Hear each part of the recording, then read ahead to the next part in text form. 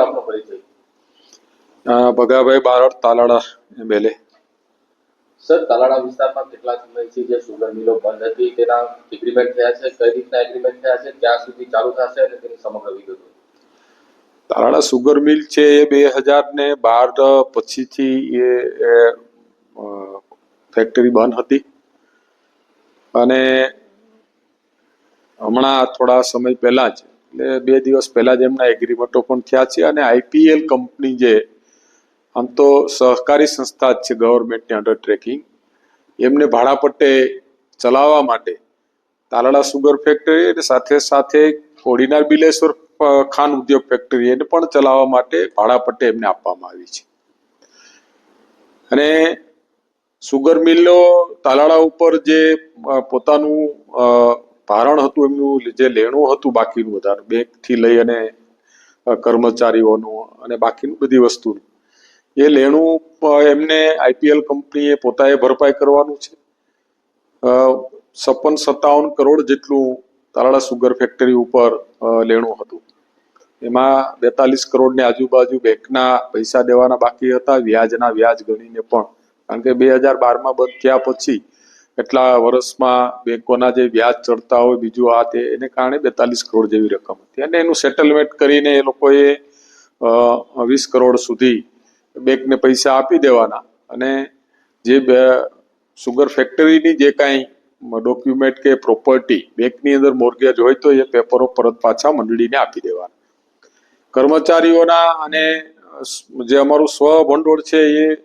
સભાસદોનું જે ભંડોળ કહેવાય એ 5 કરોડ રૂપિયા છે, જે શેર ભંડોળ કહેવાય એ 5 કરોડ જેવી રકમ થાય છે. બાકીના જે 11-12 કરોડ રૂપિયા છે એ કર્મચારીઓને અને અલગ અલગ બીજી રીતે ચૂકવવાના બાકી છે, એ પણ એમને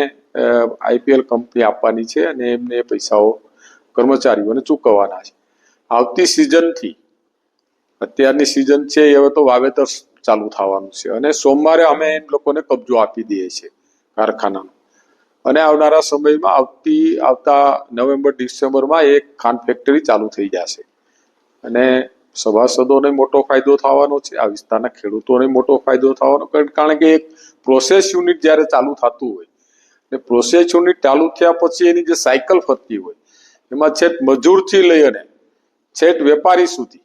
એ સાયકલ આખી ફરતી હોય છે, એટલે આખા વિસ્તારની એક ઇકોનોમીને પણ વેગ મળવાનો છે, રોજગારીને પણ વેગ મળવાનો છે, ખેડૂતોને યોગ્ય ભાવ મળવાના છે.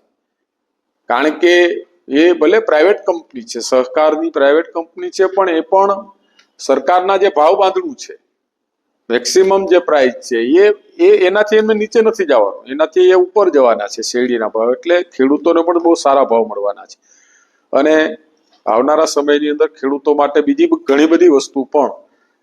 એ કંપનીની અંદર ખેડૂતોના ફાયદા થાય એવું કામ કરવાના છે એ કંપનીની અંદર,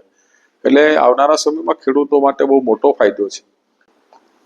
આ કંપનીની અંદર ચાલુ કરવા માટે જે સરકારનો જે સહયોગ મળવો જોઈએ એ સરકારની અંદર સહકારતા મંત્રી અમિતભાઈ શાહ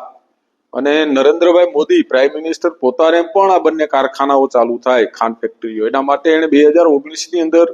જ્યારે લોકસભાની ચૂંટણી હતી અને પ્રાચીની અંદર એમની જાહેર સભામાં મને યાદ છે ત્યારે એમણે ડિક્લેર કર્યું હતું કે હું ખાંડના કારખાનાઓ ચાલુ કરીશ. એટલે આજે આવતા વર્ષે આ બંને ખાંડના કારખાનાઓ જ્યારે ચાલુ થઈ રહ્યા છે ત્યારે હું આ તકે તમામ સભાસદો અને ખેડૂતો વતી હું દેશના વડાપ્રધાન સન્માનીય નરેન્દ્રભાઈ અને અમિતભાઈ શાહનો પણ હું આ તકે ખૂબ ખૂબ આભાર માનું છું. એની અંદર સહયોગ આપ્યો છે ચાલુ કરવામાં. ડિસ્ટ્રિક્ટ કોઓપરેટિવ બેંક જુનાગઢ, ગુજરાતની આપણી જે ડિસ્ટ્રિક્ટ બેંક છે એના ચેરમેન અજયભાઈ પટેલ છે, અહીંયા કિરીટભાઈ પટેલ છે, આપણા સાંસદ રાજેશભાઈ ચુડાસમા છે, માજી ધારાસભ્ય ગોવિંદભાઈ પરમાર છે, ઘણા રાજનીતિના નેતાઓએ પણ આ મિલ ચાલુ થાય એના માટે સહયોગ આપ્યો છે અને બધાના પ્રયત્નને અંતે આ કારખાનું છે એ આવનારા સમયમાં આપણે ચાલુ કરવા જઈ રહ્યા છીએ. સભાસદોની વાત કરી, ખાસ કરીને સભાસદો કેટલા છે તેની વિગત. ટોટલ સભાસદો 6,635 ની આજુબાજુ છે. છેલ્લે 12ની અંદર જ્યારે કારખાનું બંધ થયું ત્યારે જે સભાસદો શેરડી આપતા હોય એની સંખ્યા ઓછી છે, પણ હવે આવનારા સમયમાં બધા સભાસદો શેરડીનું વાવેતર કરે અને શેરડી આપે એવું નથી, કારણ કે ઘણામાં ખારા પાણી થઈ ગયા છે, ઘણા વિસ્તારમાં પાણી છે નહીં, ઘણા વિસ્તારમાં બગીચાઓ થઈ ગયા છે, પણ બાકીની જે ખુલ્લી જગ્યાઓ છે અને એવા જે સભાસદો છે અને બિન સભાસદોની પણ શેરડી લેવાના છે. એટલે સભાસદને પણ પ્રાયોરિટી આપવાના છે અને બિન સભાસદ પણ કોઈ શેરડી વાવવા માંગતું હોય તો એની પણ શેરડી આ કારખાનાની અંદર પિલાણ માટે લેવાના છે.